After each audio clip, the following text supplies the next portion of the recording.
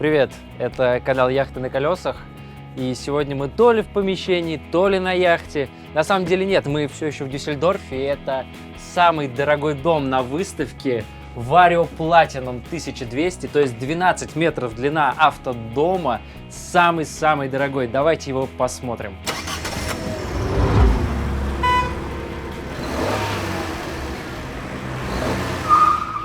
Автодом построен на базе огромного Мерседеса Actros, то есть это такой гигантский автобус, 12-метровый, как я уже сказал, по длине, но при этом здесь все максимально комфортно, куча каких-то экранов, мониторов спереди. Вот я сижу на водительском месте, и у меня какой-то внутренний когнитивный диссонанс. Я не понимаю, то ли я в каком-то помещении, в каком-то офисе, гостиной, не знаю, то ли в автомобиле вроде поворачиваюсь. Естественно, здесь автоматическая коробка, электронный ручник, вот я вижу, то есть стояночный тормоз, экраны, вся приборная панель, она как бы вот на этом экране расположена, еще один экран. Вообще здесь очень много экранов, конечно, огромный телевизор надо мной, далеко не первый и не последний телевизор, который здесь находится, подстаканнички, то есть в принципе даже вряд ли хозяин этого автомобиля будет прямо ездить сам здесь за рулем, но в любом случае даже для водителя этого автодома здесь максимальный комфорт.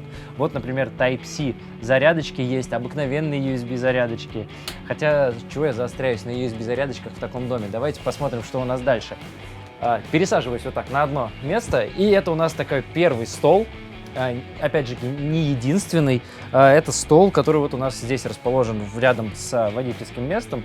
И я не знаю, как бы вот если сравнивать, что мы чаще видим в автодомах, какая-то столовая группа, которая так или иначе объединяет вокруг себя все места, здесь этого нет. Это просто такой вот небольшой как бы столик рядом, потому что рядом еще диваны, еще стол. То есть тут прям можно вот полноценно жить. Место здесь, я не знаю, сколько здесь.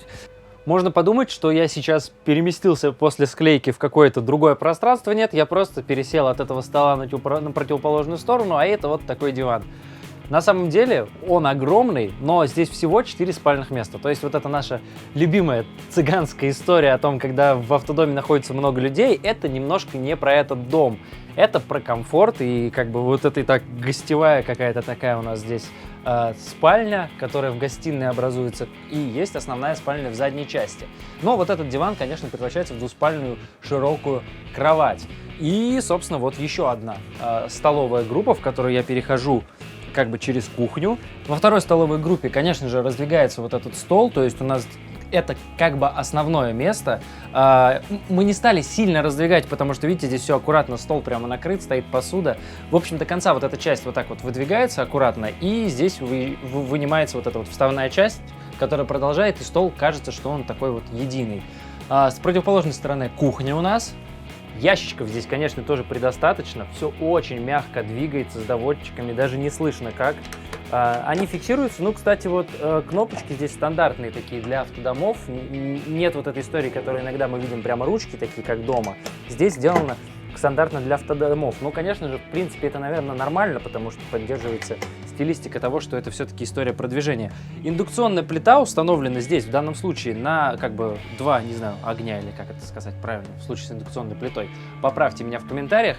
Но хочу обратить внимание, что эти дома, их нету серийных, то есть они всегда собираются под конкретного покупателя, под конкретного заказчика, и, соответственно, та же элементарно плита может иметь столько, сколько необходимо вам будет здесь вот этих точек, на которые мы ставим посуду для приготовки пищи, и в принципе вся планировка, она как бы всегда кастомная, то есть она всегда собирается под конкретного заказчика, нет чего-то такого универсального.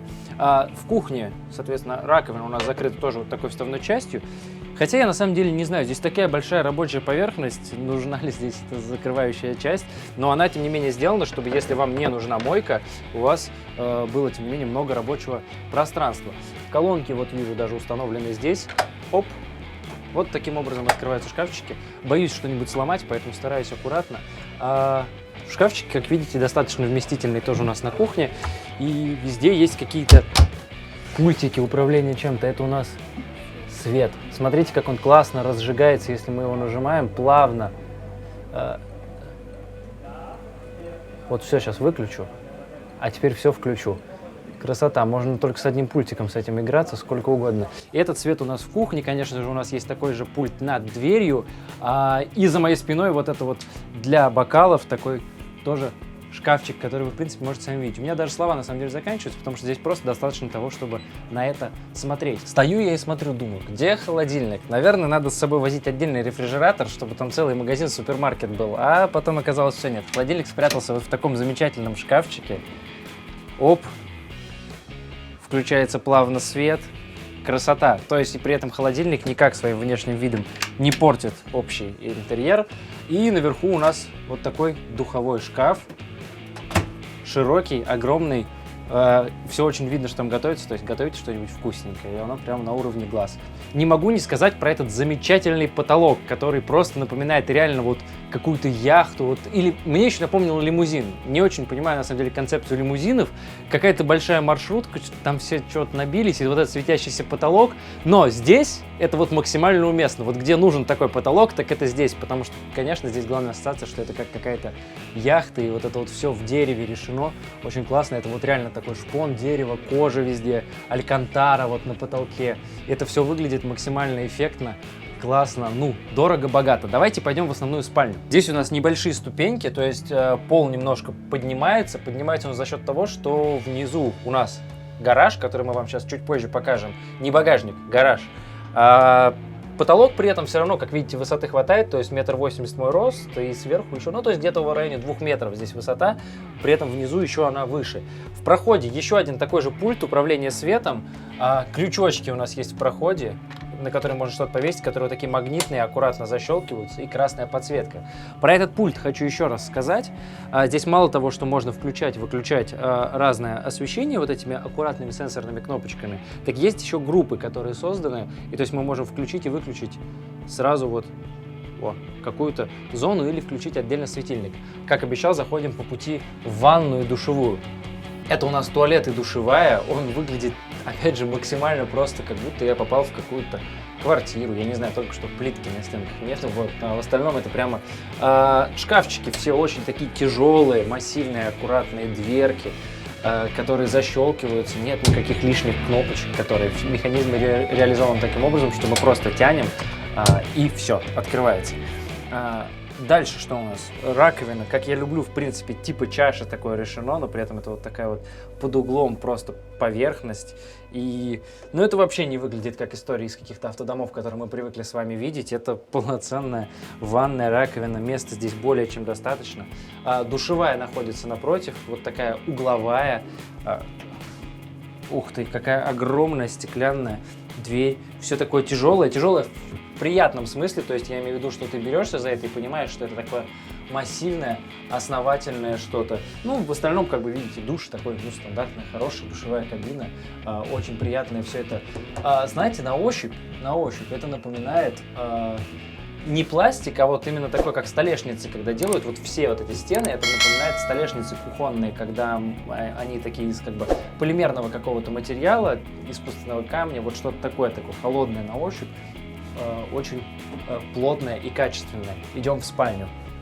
В основной спальне напротив кровати расположился еще один диванчик кожаный. Вообще вся отделка в спальне, сделаны стены вот алькантарой, все такое мягкое, звукопоглощающее. Здесь очень тихо. И даже вот эти вот ковры, ковролин, он заходит просто на все поверхности. И мне даже как-то стыдно и неудобно, что я сюда в кроссовках своих вошел, хочется разуться, босичком ходить и сдувать пылинки с этой поверхности. Я вот параллельно, машинально трогаю вот эту кровать, какой-то лежит плед меховой, очень приятный. Шкаф хочу вам показать. Ну вот, кстати говоря, здесь уже порожек выше, и вот около самой кровати мне необходимо чуть-чуть пригибаться. Но здесь не то, чтобы надо ходить, потому что на кровать можно просто сесть с той части, где пол низкий, и все. Шкаф у нас спрятался за зеркалом. Я сначала подумал, как его открыть, не испачкав своими пальчиками. А оказывается, трогать зеркало не нужно. Мы нажимаем кнопку наверху, держим ее чуть-чуть, и дверь так вот раз. Ну не шикарно ли? По-моему, вообще кайф. Дальше вторая часть тоже открывается, конечно же. Я нажал вот другую, зеркало оба уехали. И вот вторая часть гардероба. Оп, Вот такой гардероб, в котором я часто помещаюсь в багажниках, вам показываю, а здесь я вот умещаюсь в гардеробе. Такие размеры, такой масштаб. В изголовье, конечно же, есть шкафчики, хотя я даже не знаю, тут уже в изголовье эти шкафчики. Такая ерунда, не буду даже показывать. Деревянные шторки, жалюзи везде, на всех окнах. И напротив, конечно же, телевизор, спрятанный Samsung, еще один в стену. Все, наверное, в спальне больше показать мне вам нечего. Все видите сами.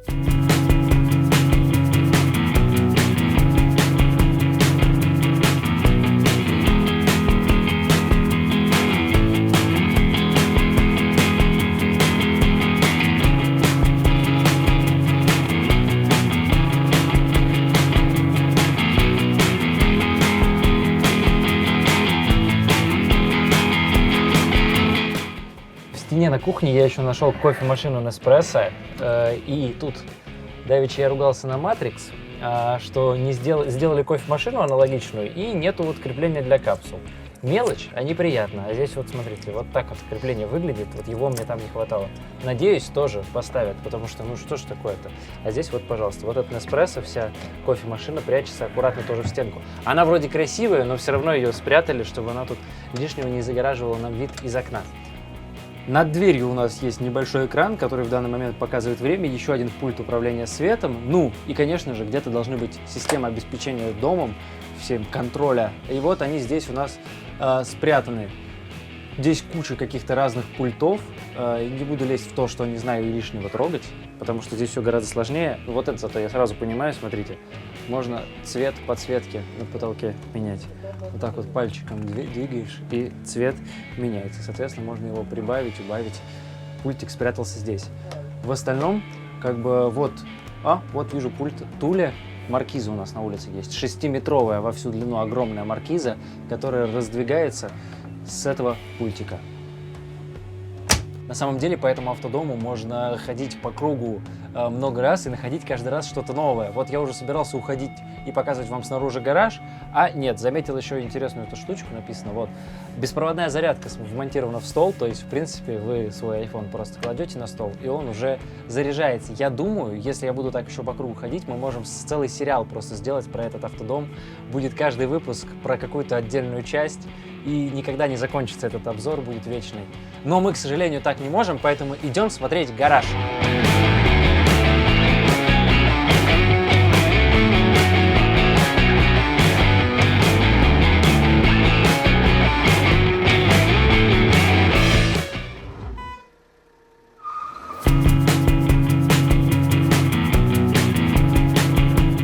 Перед тем, как мы посмотрим гараж, я хочу вам показать вот пару моментов по техническому оснащению. Душ у нас здесь есть. В принципе, видите, душ тоже здесь стоит такой практически, как у вас дома в ванной, полноценный нормальный душ. Запас воды 500 литров в бак. Далее вы видите дизельный бак. Дизельный бак 390 литров и 480 лошадиных сил мощность. И в сумме мы имеем 1500 хода запас.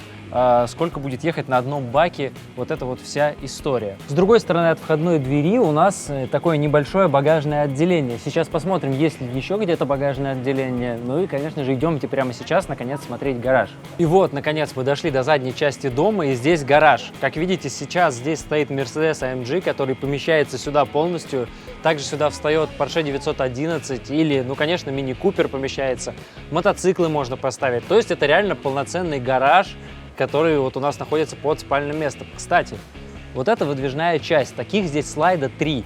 Слайды полностью на электрических двигателях, то есть они раскроются там на любой гордой высоте, неважно, где бы вы ни находились. И согласитесь, почему я начал внутри? Внутри вообще незаметно, что что-то где-то как-то там выезжает. Настолько аккуратно это реализовано, что вот у нас стенки раздвинулись и все. Полноценное жилое пространство внутри. А снаружи это вот, оказывается, видите, слайд такой выехал. Еще одно багажное отделение с противоположной стороны включается вот так вот раз. То есть даже касаться не надо, я просто провожу рукой и сенсор срабатывает. Ну вот, в принципе, объем видите сами, он такой не слишком большой, не слишком маленький, но учитывая, что у вас есть целый гараж, наверное, предостаточно. Канистра какая-то странная, которую мы здесь видим, это AdBlue, то есть вот такая большая канистра здесь для AdBlue. А далее генератор, 4,5 киловатта у нас здесь расположен генератор, дизельный, вот он стоит внутри этого отдельного багажного отделения. Посмотрели мы сегодня с вами самый дорогой автодом, представленный на караван-салон Düsseldorf 2020. Vario Perfect 1200 Platinum называется этот автодом. Стоит он около 1,5 миллиона евро здесь, в Европе. Но хочу напомнить, что все они собираются индивидуально, то есть нету каких-то заводских планировок готовых под ваш заказ. Поэтому цена, конечно, это вот просто на конкретный экземпляр за моей спиной. Пишите в комментариях ваши впечатления, какие-то вопросы, давайте обсудим, подискутируем, кому, когда и куда нужен такой автодом, куда можно на нем поехать, как на нем путешествовать, и вообще нравится ли вам, нет, и нравятся ли вам такие обзоры на вот такие премиальные автодома. Напоминаю, мы находимся на караван-салон Düsseldorf 2020. Подписывайтесь на канал, чтобы не пропустить обзоры на вот разнообразные модели. Не пропускайте финальную шапку. Меня зовут Антон, это канал «Яхты на колесах». До новых встреч, пока!